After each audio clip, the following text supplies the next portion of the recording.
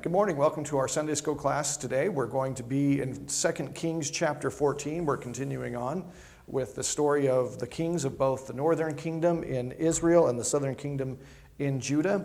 And we're going to be going over the kingship, the reign of Amaziah today. And there's some interesting things about his reign and some strange lessons for us to learn. And as we go through that, this story of Amaziah, it's important to see that once again the story takes turns that we don't expect and has outcomes that are strange to us because we feel like the Bible should be teaching us a certain story, and it doesn't teach us the story that we're expecting. So let's go ahead and start 2 Kings chapter 14. In the second year of Joash, the son of Jehoahaz, king of Israel, Amaziah, the son of Joash, king of Judah, began to reign. He was 25 years old when he began to reign, and he reigned 29 years in Jerusalem. His mother's name was Jehoaddan of Jerusalem, and he did what was right in the eyes of the Lord, yet not like David his father. He did in all things as Joash his father had done. But the high places were not removed. The people still sacrificed and made offerings on the high places. And as soon as the royal power was firmly in his hand, he struck down his servants who had struck down the king his father. But he did not put to death the children of the murderers, according to what is written in the book of the law of Moses, where the Lord commanded, "Fathers shall not be put to death because of their children, nor shall children be put to death because of their fathers, but each one shall die for his own sin." Keep going. He struck down 10,000 Edomites in the valley of Salt and took Salah by storm and called it Joktheel, which is its name to this day. Then Amaziah sent messengers to Jehoash, the son of Jehoahaz, son of Jehu, king of Israel, saying, "Come, let us look one another in the face." And Jehoash, king of Israel, sent word to Amaziah, king of Judah, "A thistle on Lebanon sent to a cedar on Lebanon, saying, 'Give your daughter to my son for a wife.' And a wild beast of Lebanon passed by and trampled down the thistle. You have indeed struck down Edom, and your heart has lifted you up. Be content with your glory and stay at home, for why should you provoke trouble so that you fall, you and Judah with you?" But Amaziah would not listen. So Jehoash, king of Israel, went up, and he and Amaziah, king of Judah, faced one another in battle at Beth Shemesh, which belongs to Judah. And Judah was defeated by Israel, and every man fled to his home. And Jehoash, king of Israel, captured Amaziah, king of Judah, the son of Jehoash, son of Ahaziah, at Beth Shemesh, and came to Jerusalem and broke down the wall of Jerusalem for 400 cubits, from the Ephraim gate to the corner gate. And he seized all the gold and silver and all the vessels that were found in the house of the Lord and in the treasuries of the king's house, also hostages, and he returned to Samaria. Now the rest of the acts of Jehoash that he did, and his might, and how he fought with Amaziah, king of Judah, are they not written in the book of the Chronicles of the kings of Israel? And Jehoash slept with his fathers and was buried in Samaria with the kings of Israel, and Jeroboam his son reigned in his place. Amaziah, the son of Joash, king of Judah, lived 15 years after the death of Jehoash, son of Jehoahaz, king of Israel. Now the rest of the deeds of Amaziah, are they not written in the book of the Chronicles of the kings of Judah? And they made a conspiracy against him in Jerusalem, and he fled to Lachish. But they sent after him to Lachish and put him to death there. And they brought him on horses, and he was buried in Jerusalem with his fathers in the city of David. And all the people of Judah took Azariah, who was 16 years old, and made him king instead of his father Amaziah. He built Elath and restored it to Judah after the king slept with his fathers. Okay, so lots of things going on there. And one of the things that's going on there is there's a lot of names. And there's also a lot of difficulty with the names, and there's a lot of confusion. If you just take chapter 14 of 2 Kings and look at verse 1, already we start off with names and problems, because we have, in the second year of Joash, the son of Jehoahaz, king of Israel, Amaziah, the son of Joash, king of Judah, began to reign. So the question is, who's Joash king over? Is he king over Israel or Judah? And he's not king over both, I'll tell you that. The problem is that in the list of kings of the northern kingdom and the southern kingdom, there's about 4 different guys who have the same name but are in different kingdoms. So it gets incredibly confusing. And then the other thing that happens is sometimes the same guy will be referred to by different names. Sometimes it'll be something like Joaz, and then it'll be also Jehoahaz. And it's the same guy. And sometimes even in the same story, they'll refer to him by 2 different names. And then you have, within certain kingdoms, you have a repeat of names. So it all gets incredibly confusing. And so this is the part of, when I was in Old Testament history, this is the part that just drove me nuts, because I could never keep these guys straight. So what you have here is you have different Joashes going on. And there's Joash in both kingdoms. Now, one of the things that we want to look at in this story is there's quite a bit of symbolism going on here, and there's some unexpected things that happen as well. So we have here Amaziah, and Amaziah is a good king, right? He does right in the eyes of the Lord, it says. However, he doesn't do it like his father David, right? He's not good like David, but he's good like Joash. Now, this comes up a number of times in the stories of the kings, where it'll say, this guy's a good king, and then something unexpected will happen. And that's true here, because what happens here is Amaziah is going to have a confrontation. And it says that Amaziah, he sends messengers to Jehoash, the son of Jehoahaz, the son of Jehu. And Jehoash is not a good king. And he's the king of the north. He's not a good king. And Amaziah sends this message to him saying, let's meet face to face. Now, that could mean a couple of different things. That could mean let's meet face to face in battle, or that can mean let's meet face to face in a talk, a meeting, let's negotiate. Now, here's the thing. Either one of those presupposes an equality between them. So, for instance, if you're going into battle against somebody, you believe that you can defeat them. Otherwise, you wouldn't be going into battle with them. So you believe that there's at least an equality, if not a superiority to your position. The same thing if you're going in to meet somebody and you're just going to have a talk with them. He's presupposing that we're equals. And the reason for that is that he has had his victories. His victories on the battlefield make Amaziah feel like, hey, I'm the equal. Now, why wouldn't the southern kingdom really be equal to the northern kingdom? What would cause Jehoash to believe that he's better than Amaziah? Size of the kingdom? Size of the kingdom. Remember that, that you have basically 1.5-ish tribes in the south, and then you've got the rest of them in the north. There's a vast difference in the size of the kingdoms there. And so Jehoash goes, look, I'm out of your league. You don't want to do this. Now, who knows what the original intention is? It's not clear whether it was battle or some kind of negotiation, but the end result is battle takes place. Now, one of the things that we want to look at here is when Jehoash responds, he responds with a parable, and he's responding with a parable to teach wisdom. It's like a proverb, it's like a parable, and this is coming out of the guy from the north who's not a good guy, and the guy from the south is the one who's supposedly going to learn the lesson. And it says in verse 9, and Jehoash king of Israel sent word to Amaziah king of Judah, a thistle on Lebanon sent to a cedar on Lebanon, saying, give your daughter to my son for a wife. And a wild beast of Lebanon passed by and trampled down the thistle. You have indeed struck down Edom, and your heart has lifted you up. Be content with your glory and stay at home, for why should you provoke trouble so that you will fall, you and Judah with you? So what's the nature of the parable here that Jehoash is trying to teach to Amaziah? Who's the cedar? That would be... He is. Right. Okay, and then the thistle is Amaziah. And what's the wild beast? The wild beast is war.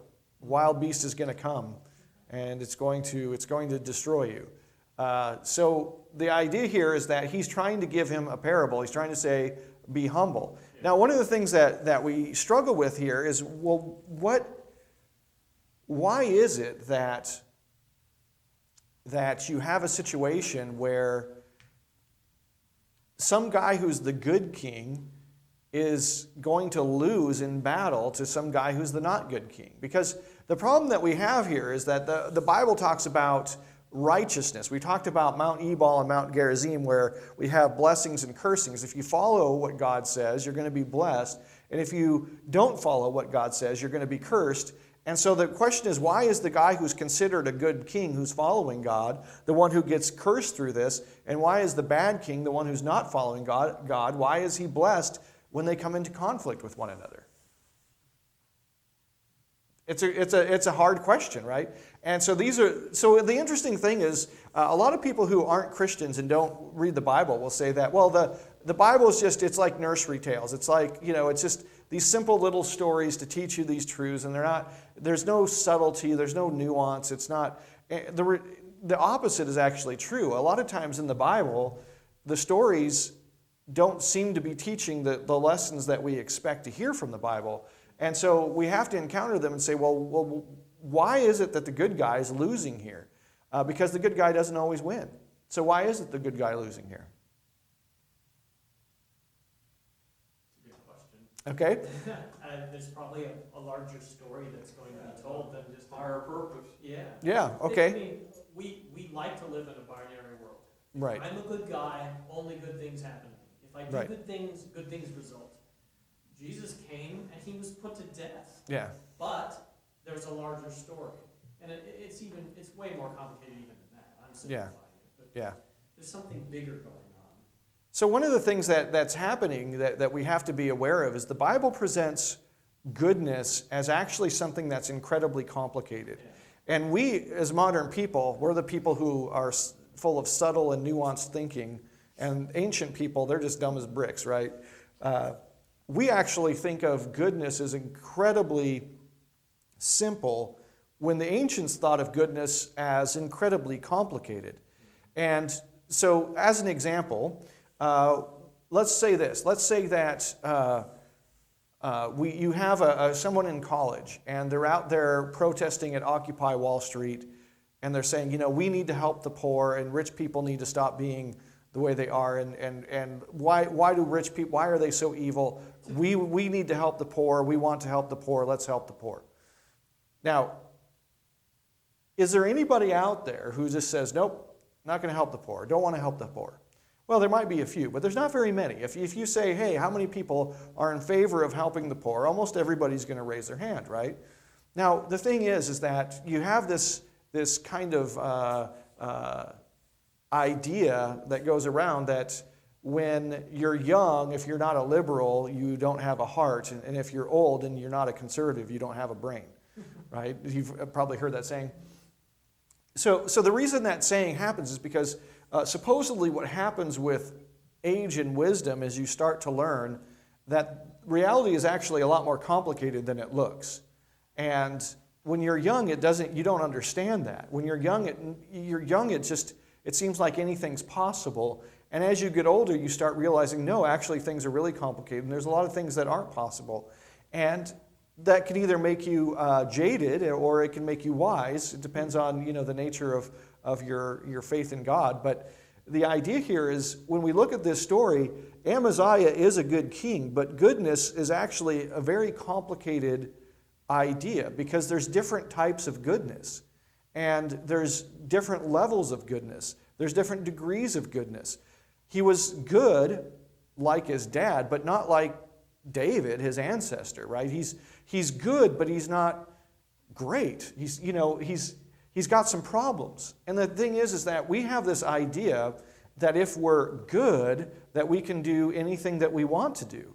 But the reality of the situation is that's not the case. And I run into this actually as a pastor a lot more often than maybe most people would think, because churches are full of people who want to live their lives any way they please, and then just pray to God and call on God and then have Him kind of iron out all the wrinkles that come up in their lives. This actually happens, and I don't know if the people in this room kind of have experienced, but this happens a ton.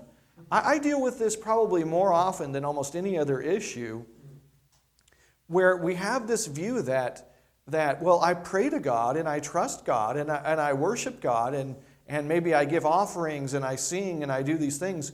So why isn't my life working out better? Well, there's more to it than that. I mean, those things are good things. Don't get me wrong. That's a great thing. But there's a lot more to goodness than just that. You're talking about one facet of goodness, and in reality, there's a whole spectrum of goodness. And just because you're good at one thing over here doesn't mean you're great at everything. We actually have a big problem in our culture with understanding this concept, that things are actually complicated. Just because you have good intentions, is it good to have good intentions? Yes. Is that enough? No. No, it's not. And well, the other thing that we believe is that if somebody's good in one area, that must make them an expert in everywhere else. I mean, how many times do you see that, testifying before Congress on the nature of the rainforest is, Ted Danson? You know what I'm saying? It's like, well, he's a good actor, I suppose, but does that make him some kind of expert on the rainforest? And the question is, well, why would we think that it does? But we're not actually the nuanced, subtle thinkers that we think we are. The reality of the situation that's portrayed in the Bible is actually a lot more subtle and nuanced and a lot closer to the truth than what we generally believe. Is here we have a guy, Amaziah, who is a good guy, but he's not a great guy, and there's some pretty big gaps in his development. There's some pretty big gaps in his wisdom and his discernment and his understanding. There's some pretty big gaps. And the thing is that God gave him victory over somebody, and then he goes, oh, look, I'm going to, he started thinking he was bigger than he was. And the interesting thing is that Jehoaz, the guy in Israel who's not a good guy, is actually being more subtle and more perceptive and more discerning than the good guy is down south. And here's the problem that we run into. I run into this. When you talk to somebody, so one of the things that I'm now more familiar with than I would like to be, is the dating scheme and the dating world out there.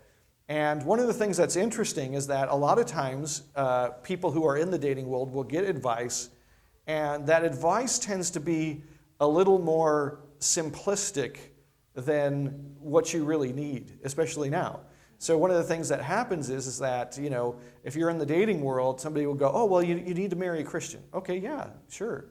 But that's it? You just find somebody that says they're a Christian, somebody that says they believe in God, and then you're set? No, the reality is, and it's funny, if you try to proceed and be wise about it and try to look at different aspects of life and what goodness means and all the spectrum of goodness, and then you try to apply that, what you'll find from some very well-meaning people is they'll say, well, I think you're making too big of a deal of this, or this isn't the way that it works. You have to just go and see if you like the person. You have to, and they're giving very simplistic advice to something that's actually very complicated.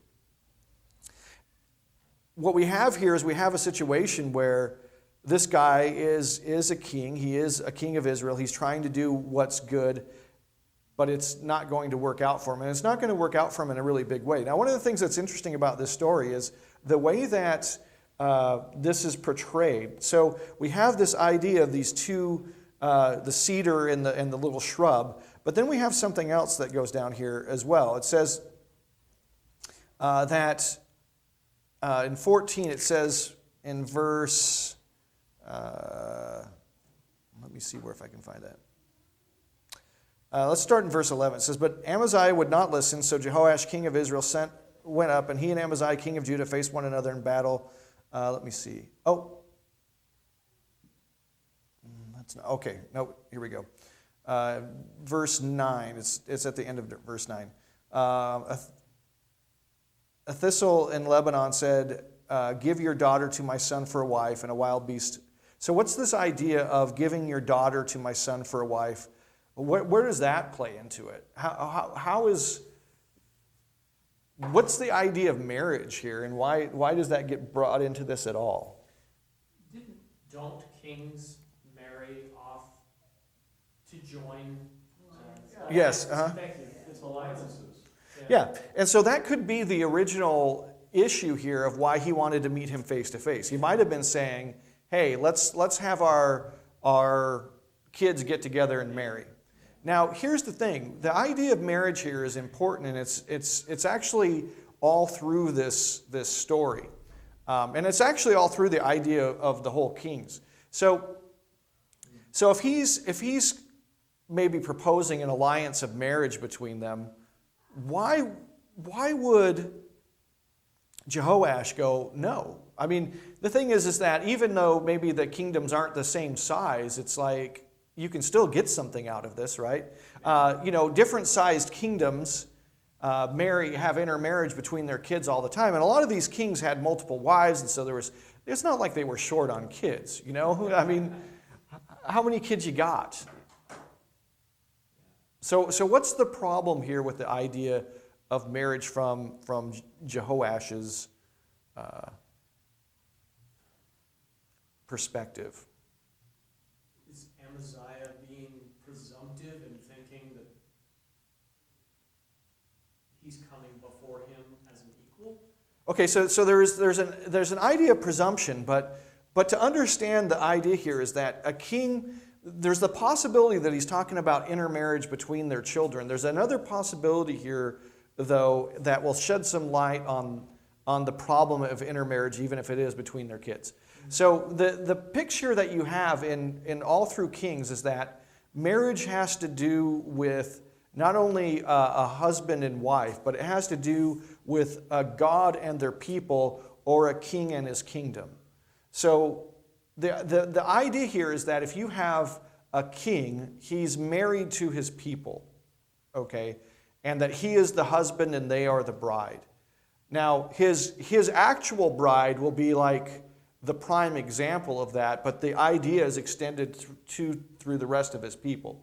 So why would that be the way that this is portrayed in the Bible? Because we don't think that way, right? We don't think of George W. Bush being the husband and America, the people being the bride. We don't use that imagery at all. And so the thing we want to understand is, well, why does the Bible use that imagery? Well, because God is that. It represents the way God designed it, I think. Okay. And his kingdom, his marriage, Christ, the groom, and the church, his bride. Yeah, so we have this idea of what the king's role is and what the people's role is. We don't have that situation No. in the United States. No. The president is not the king. He's just, No.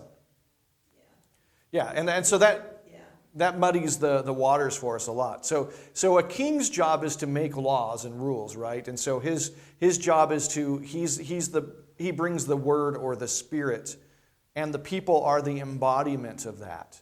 That's kind of the idea. So if the king says, we are going to go fight the Israelites, then that's the word, and the people then respond. It's like the head and the body. It's the same imagery all over the place. He's bringing the word, he's bringing the knowledge, he's bringing the wisdom, he's bringing all that kind of stuff. And so he gives the word. And remember, the word is the spirit. A word is a spirit because it's something that can have an effect, but that doesn't have any physical reality.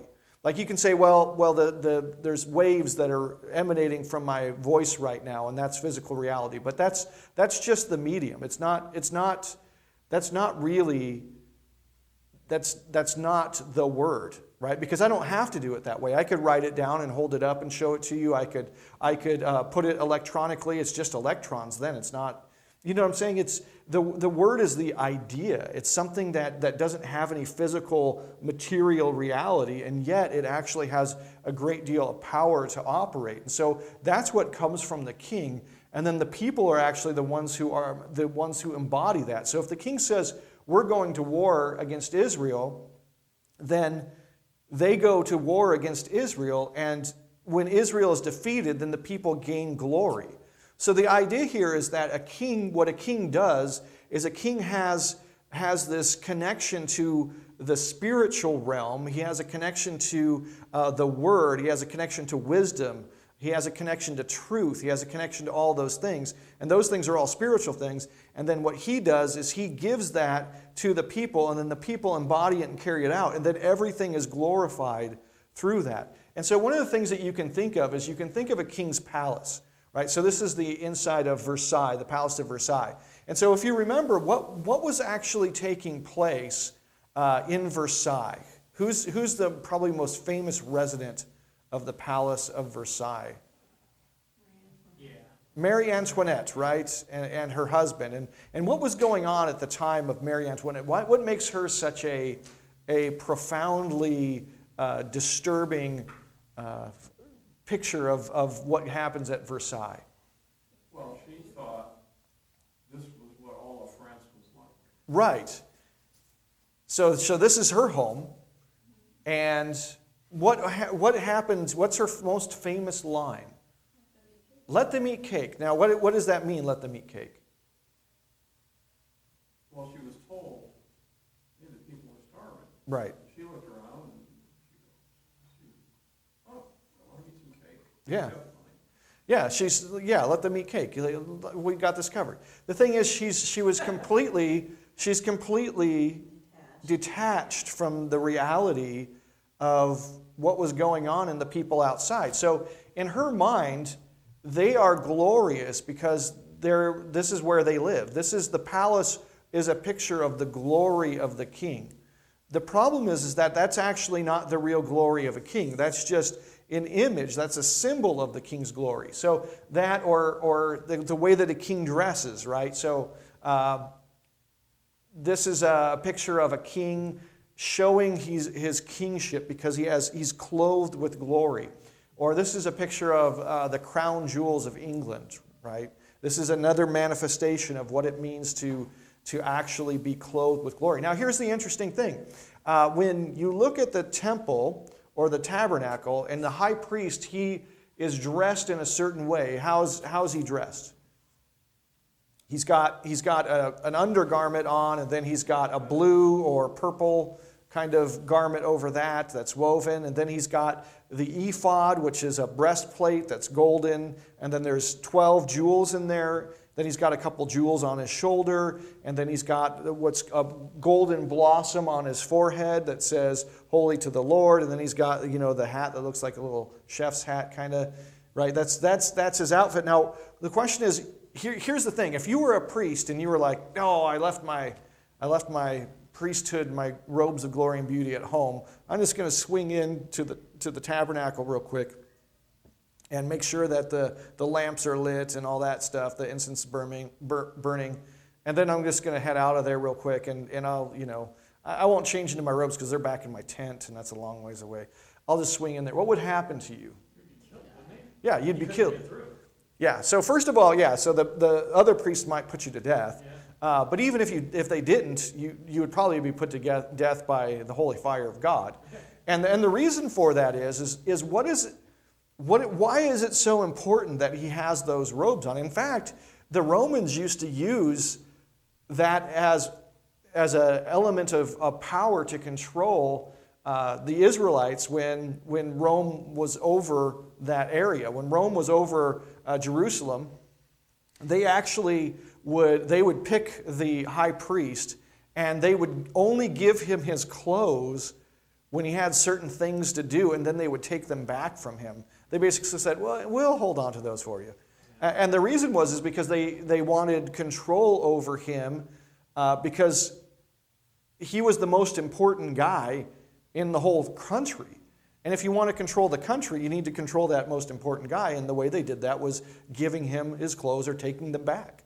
Because if he didn't have them, he couldn't go into the temple, and he couldn't do the things that he was supposed to do, and so that was a major problem. So why couldn't he do that? Why couldn't he say to God, "Look, the Romans are being jerks today, and we really need to have the Day of Atonement. And they're mad at me right now because I've been saying bad things about them, so they won't give me the robes. So God, would it be okay if I just go in here and do the Day of Atonement? I have some things that look nice. I'll rent a tux. No, it's not going to work. So the question is, why won't it work? Because the clothes are actually certain things. They are an entity unto themselves, but they also protect the wearer. Okay. The question is, why do they protect the wearer, though? What is it about those things that makes them so... I mean, it's obvious. It's not like it's a radiation suit and it keeps them from that, or... Because it's given by God. Okay, because it's given by Literally, God. it allows you, it's like having the access card that Yeah. lets you in. But what does it mean? What does it mean? What do those clothes mean?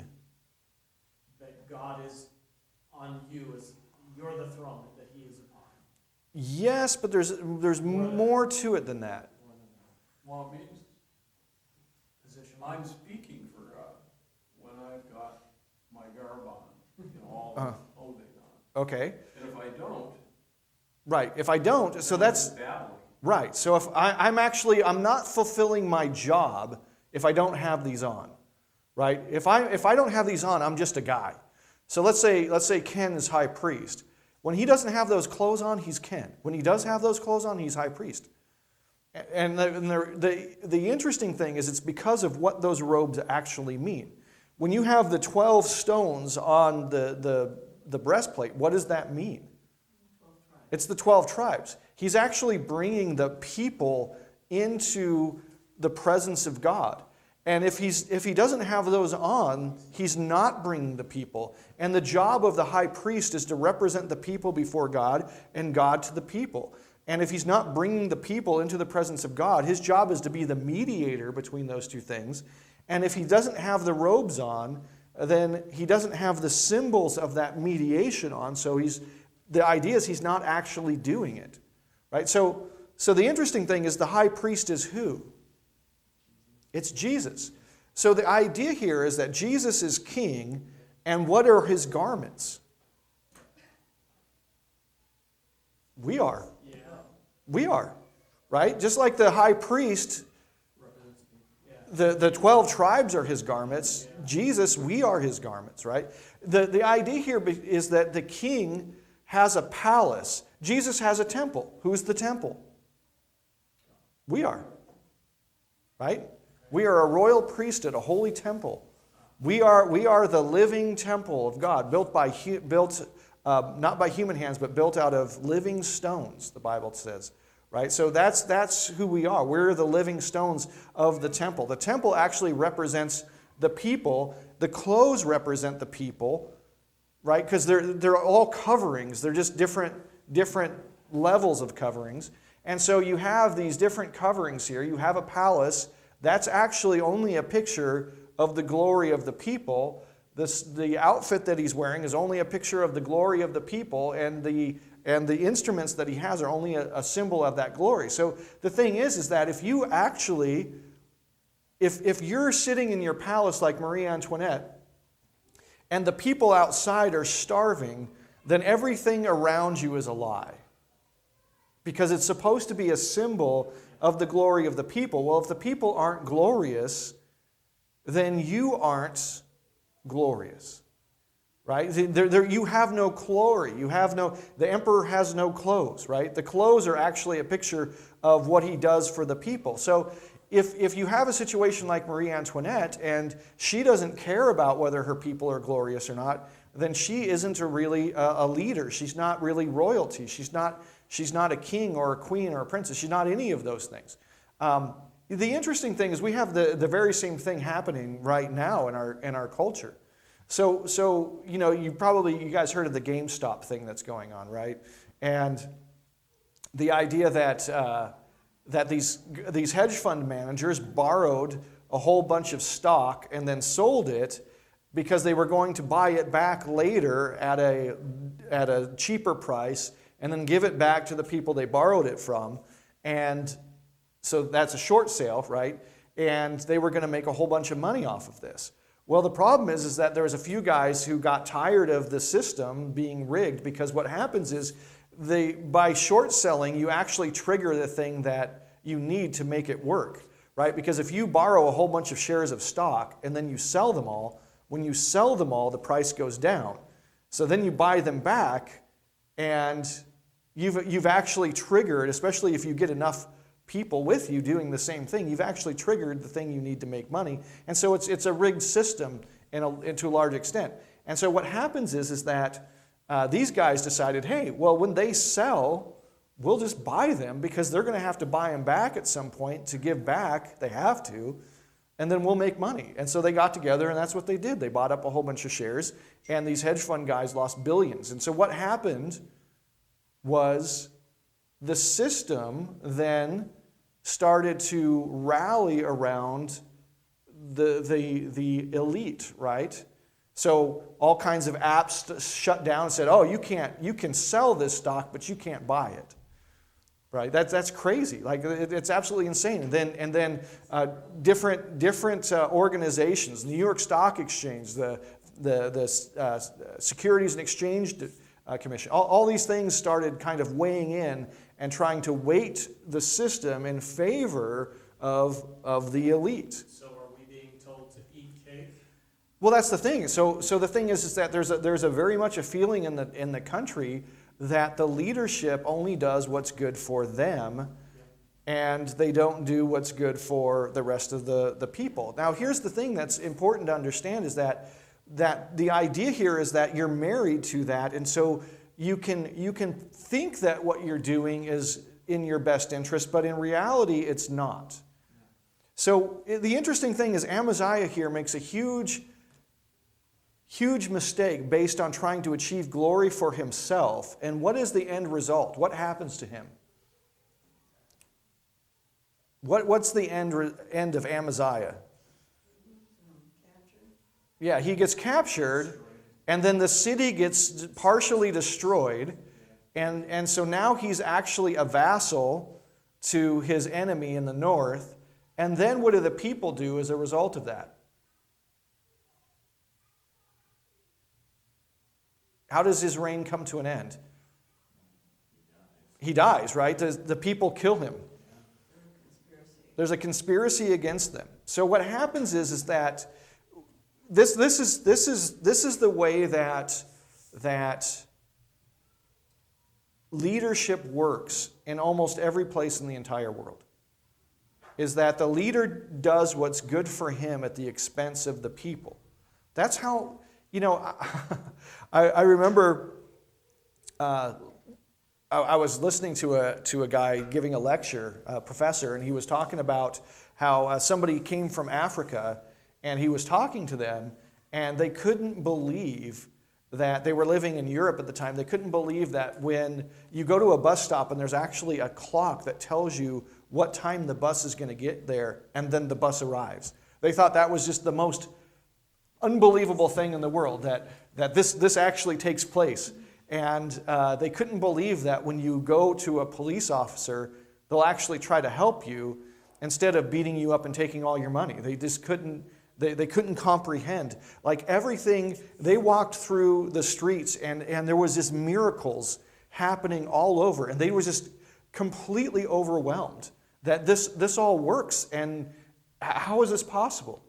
Well, the answer is, if the leader and the people are married, then this works. Because when you're married, the idea is that you're one. You're not two anymore, you're one. And so just like you wouldn't say, "Aha, stupid body," and stab yourself in the leg, right? And then your leg wouldn't say, "Oh, haha, I'll tell you, joke's on you. When you decide to get up, I'm just going to fall down," right? And you wouldn't do that, right? Nothing would be more foolish than that. In fact, it's one of the terrible things about, a lot of different kinds of neurological disorders is that the mind and the body stop communicating, and it's a terrible, horrible thing.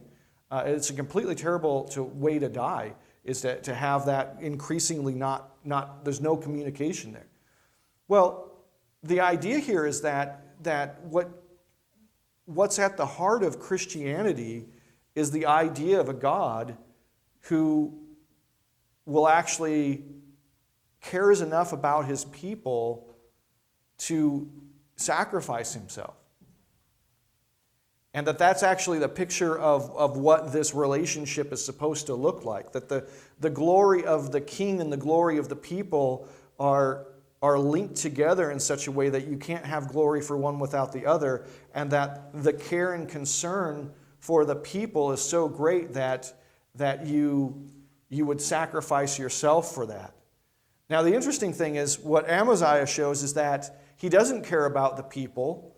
He cares about his own glory. He's actually, somebody tries to warn him, somebody who's not a good king, but he knows enough about how things work to go, you shouldn't be doing this. He does it anyway, and then instead of sacrificing himself for the people, he ends up sacrificing the people for his own glory, and then they ended up sacrificing him. Right? So he ends up dying anyway, but instead of dying and both of them being glorified, they both die and there's no glory anywhere. And that's what almost always happens. You go to these banana republics, right? And what takes place is you got some, warlord on the throne somewhere, and he's totally raping the country for his own benefit, and then eventually some rebel leader will rise up and he'll kill him, right? And then he'll take the throne and he'll do the same thing, and then another rebel leader will rise up and right? That's the way that it works. And then all down the line it works like that, right? So you have the governor of some province of that place. He's doing the same thing. And you have the police officer who's got a town here, and so he'll beat up people and take their money. You know what I'm saying? Like that, all the way down, that's the way that it works. And what you have here is a picture of this whole thing. And the problem is that while Amaziah had good intentions, actual goodness and wisdom is really difficult. It's complicated. It requires more than good intentions. It requires wisdom and discernment. And you better have that before you go to the throne. Otherwise, the whole thing turns out very poorly. And what's interesting is what we have in our culture, we have people, it seems like, who have good intentions, but are completely foolish. And again, that doesn't glorify the people. Or we have people who only are looking out for themselves, and that doesn't glorify. I think that we're starting to become a picture of how this generally works instead of being the exception to it. And Israel, now you can kind of see how Israel was supposed to be the exception. Israel was supposed to be a light to the nations. They were supposed to be, the picture in the Bible is that the temple sits there and the water flows out from the temple and it heals the nations. The idea was that Israel would be the example that would actually bring healing to the nations. And yet that's... Israel as a unified country. Yeah, all of the nation, Yeah, the whole nation was supposed to be oriented around the temple, and then they would have the thing that works and that's glorious, and then other nations would see that, and then they would go, oh, wow, we can do this. And you start to see this. The only time this really happens is in Solomon's reign, at the very beginning, before Solomon kind of loses it, is that, you have like the Queen of Sheba who comes and she looks at it and she says how happy your people are and how great, she looks at his servants and they're happy and glorious, and she says, wow, how great would it be to be a servant in your household? And she sees his wisdom and she's impressed, and she goes home with, it talks about her going home with all these jewels and everything, all these riches. Well, the riches really, they're only a symbol of the wisdom that she should go home with, of going, oh, well, this is how it works, right? So the thing is that we don't often think of this. Like why is it you tell your kid to clean up their room, when they're growing up? Or to take care of their stuff, or, to keep their clothes clean, or to, when they buy a car, you tell them to wash it and to change the oil. And it's not just because, well, you need a car that works. You can have that without washing it, right? It's the fact that what you're trying to train them into is the idea that your glory and the things that you own and have responsibility for, these things are tied together. You can't get glory at the expense of those things. And that's what you have control over as a kid, and that's what you practice on. And then later you have a family, and you can't earn your glory as the leader of a family at your family's expense. And then maybe you start running a company, and you can't get glory as a CEO at the company's expense. Although a lot of CEOs do that, don't they? But you can't really. And you build that up. These are outward signs of a word, Yeah. an intention or a spirit. Right. And it requires a lot of you because it's actually hard. It's hard to be a good CEO or a good father, or even take care of your car well, But that's not kind of where we're going right now. And so it's helpful to look at these things and to say, oh, okay, well, maybe there's some correction that can happen here. So that's that, and we'll finish here. Let's pray, and then we'll be done. Father, we ask that you'd help us through this time. Help us to see your word, to see your glory, to help us to understand how to apply that to our lives and to reflect who you are so that we can be part of what glorifies you. We know, Father, that your love and care and desire for us is that we should be glorified and that we should glorify you. And Father, we pray that we would give us the wisdom and the discernment, the love and the spirit, Father, to do that. We pray these things in Jesus' name. Amen.